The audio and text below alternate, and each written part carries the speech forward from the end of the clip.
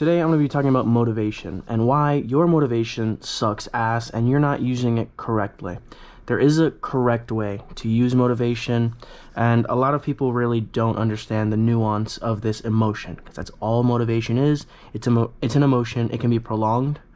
A lot of people have definitely talked an insane amount about how motivation and how discipline are different. But today I'm going to be talking about motivation and how you should use it properly, and why every time you use motivation, it only gets you progress for a week and then never again. So I'm going to start with my personal experience, and then I will go into practical tools and practical abilities on how to actually utilize something that's very valuable. And it's kind of a fleeting emotion, but I think it's super important to understand what it is and how that tool, because that is a tool, can be utilized. So when we're talking about motivation, we're just talking about the ability to get something done that is usually not on your agenda, that you want to try, that you want to do. So for example, a long time goal of mine was to get jacked, like to get really muscular, to look really good, to get lean, to feel good, to be confident in my body. I've never been confident in my body. I've been an athlete all my life, and most of the people around me are usually bigger, more muscular. I was always kind of the skinny kid. And I had worked out in high school, not to any kind of serious degree, but just enough to kind of grow a little bit of muscle, like beginner gains here and there, but it wasn't any kind of significant progress that I ever achieved. Now, I had been working out for this long period of time, and I saw little incremental gains, which is not nothing. Beginner gains are still something, whether people want to believe that or not, or they just want to dismiss their own achievements. A win is a win. But then one day, my cousin comes over to my family event, my family barbecue, and he's about 4 years younger than me, and he's jacked. He's way bigger than me. And if I'm going to be honest, it kind of pissed me off. I was so upset. I'm like, this little shit got bigger than me, and I've been working out for so much longer, and it kind of got me upset. But then what got me even more upset was he had the audacity, the gall, to start shit-talking me and giving me advice, which is perfectly acceptable and a normal human response. But me, being the egomaniac I am, I didn't want to take that.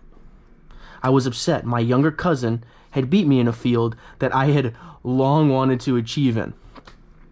So, as disheartening as it was, it did help me. In some messed up way, it helped me. It helped me lock in on diet, lock in on eating right, on sleeping properly, and I learned a lot, and I understand a lot more about fitness now, and I already had a routine, a workout routine, and I realized I'm kind of half-assing this every day. So for me to not half-ass it, I needed a little push.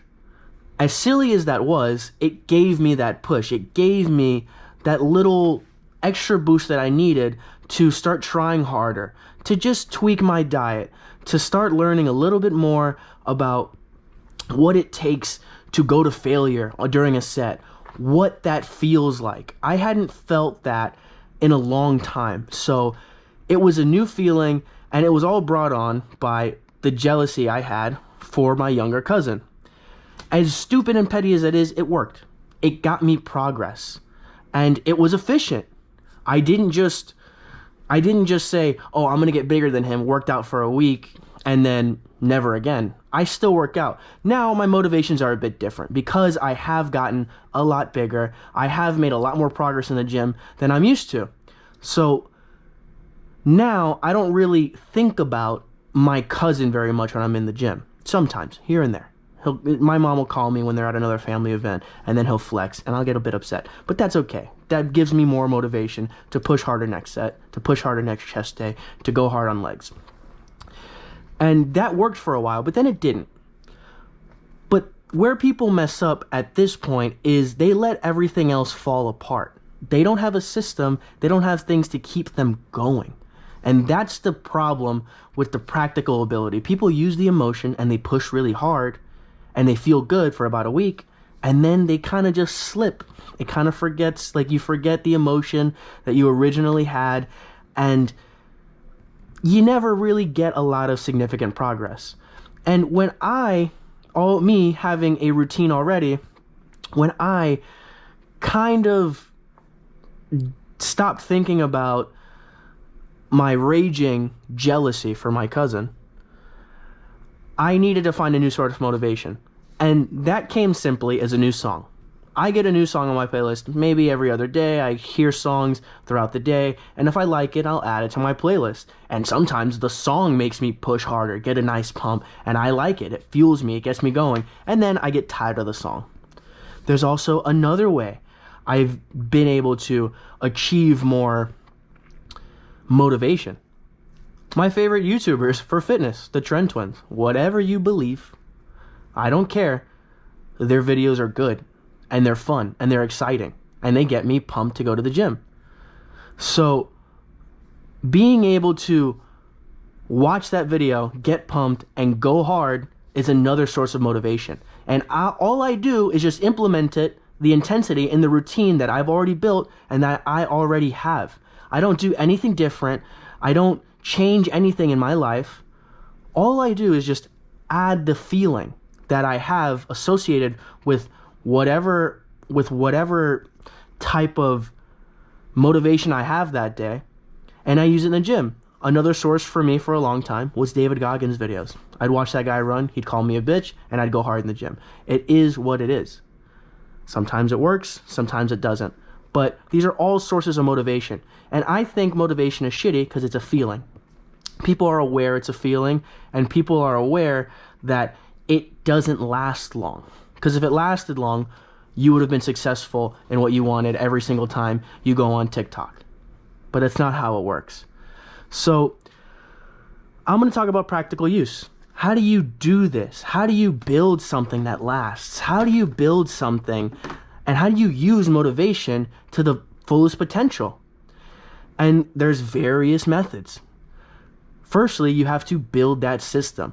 You need to build a way to be able to use the motivation whenever you get it. If you don't have a system, all that motivation is going to be doing is basically just sitting there and making you motivated to build a system. Once the system's built and you've lost your motivation, you're never going to put it into any kind of real practical use. You're always going to just kind of half-ass whatever you're doing because you just don't feel like doing it that day. So you built a system using the motivation, but now you'll never have any practical use.